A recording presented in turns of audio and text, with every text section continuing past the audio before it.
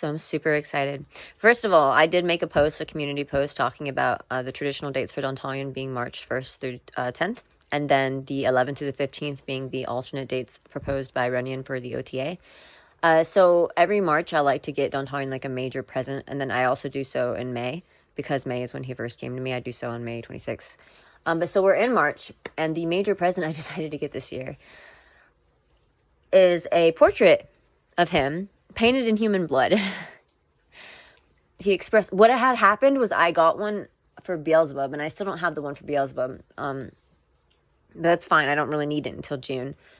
So I had hired an artist to create one for Beelzebub, and immediately after my doing so, Dantalion expressed an interest in receiving one as well.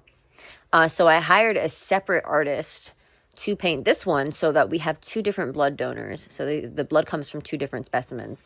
But so I'm also running like this ragtag group of occultists. We're all meditating together.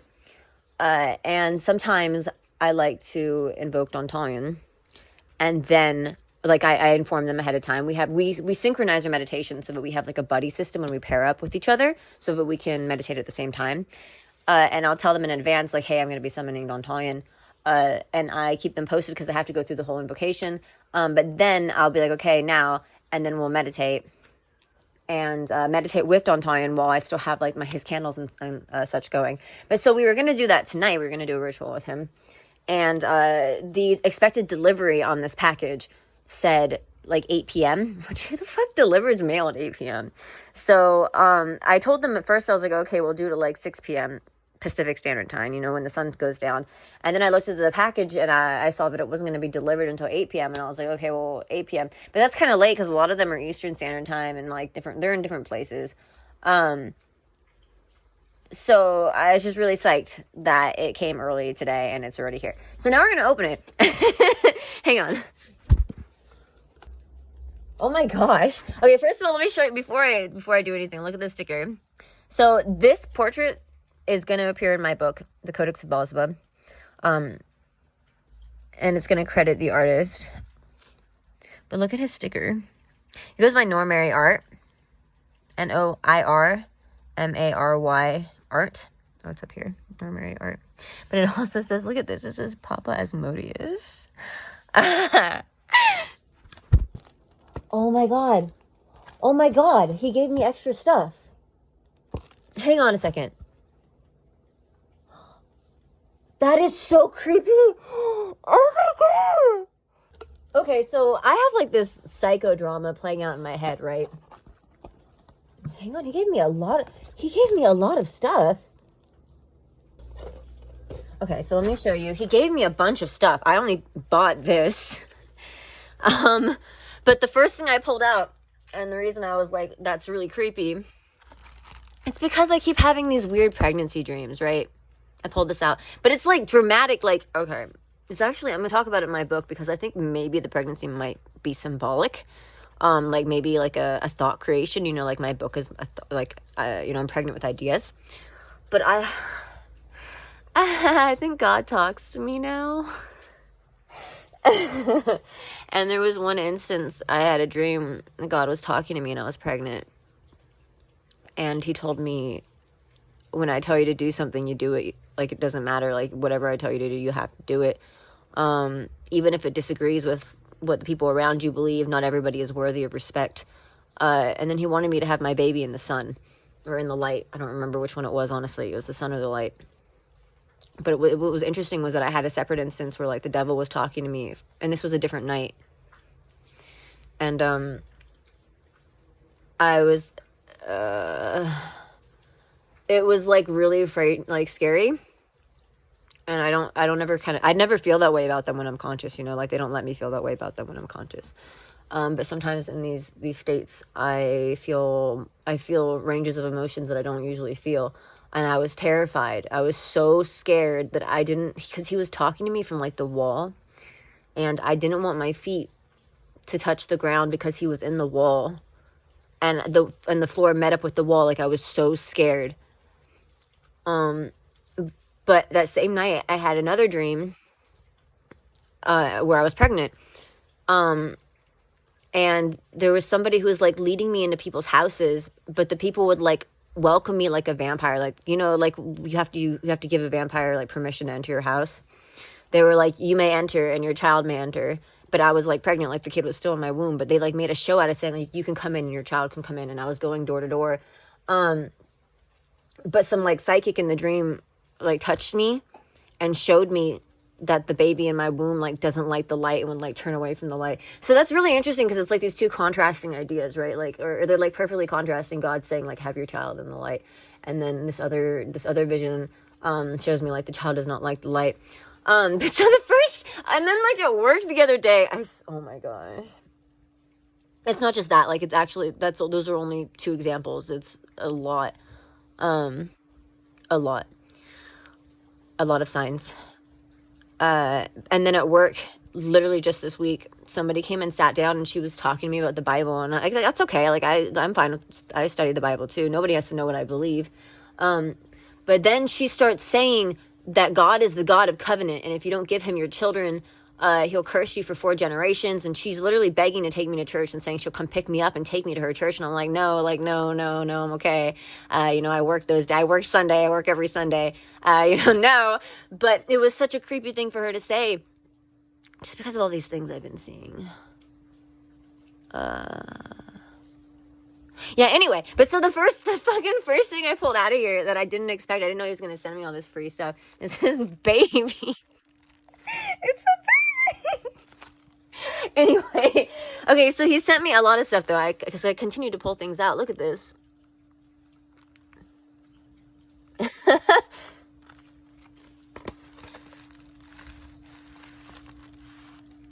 Wow. I only have the frame for the one. I didn't know he was going to do this. This is so awesome. I'm so happy. Okay. Now this is the moment of truth. We got to unwrap it.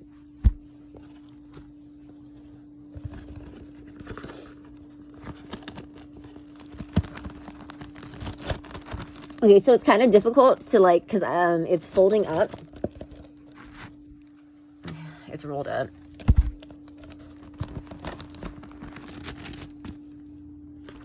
Look at this. This is human blood. This is human blood.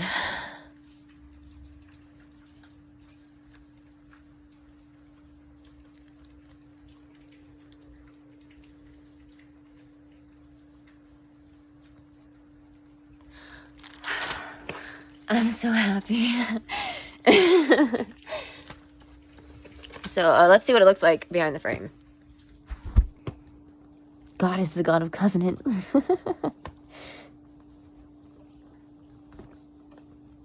I'm not even like comfortable getting into some of the other stuff that's happened.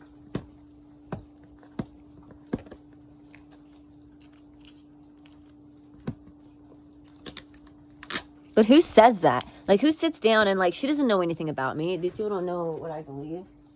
I keep my occult life separate. And like, who says like you need to give your children to God?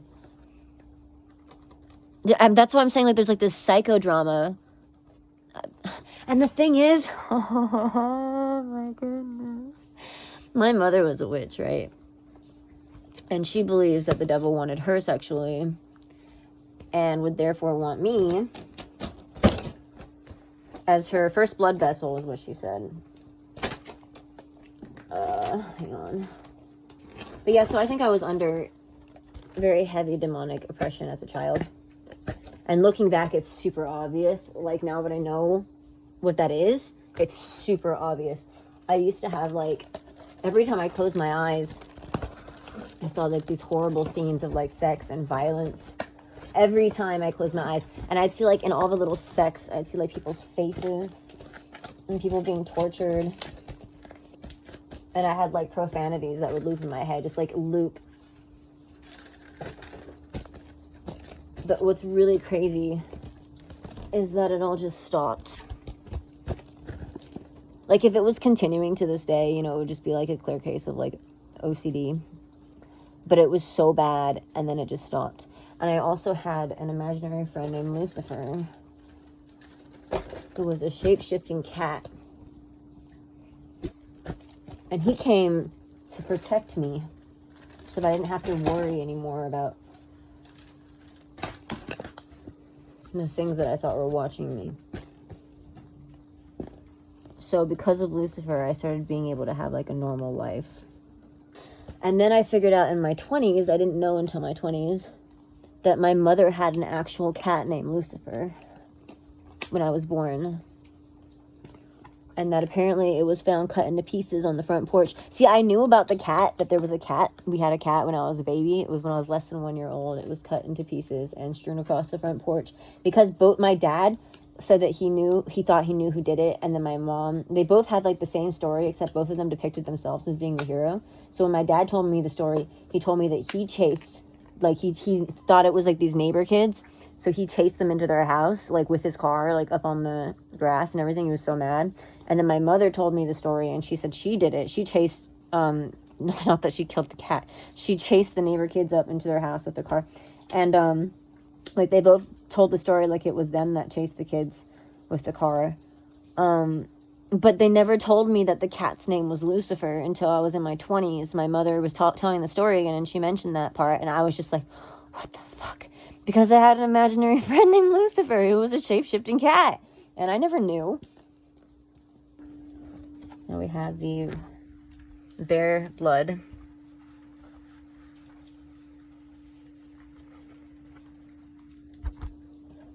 I finally did it. I finally figured it out. Sorry, there was a bit of a learning curve there.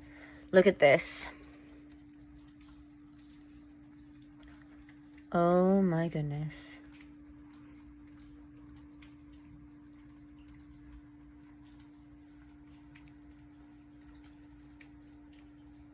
Isn't it beautiful? Isn't it fucking beautiful?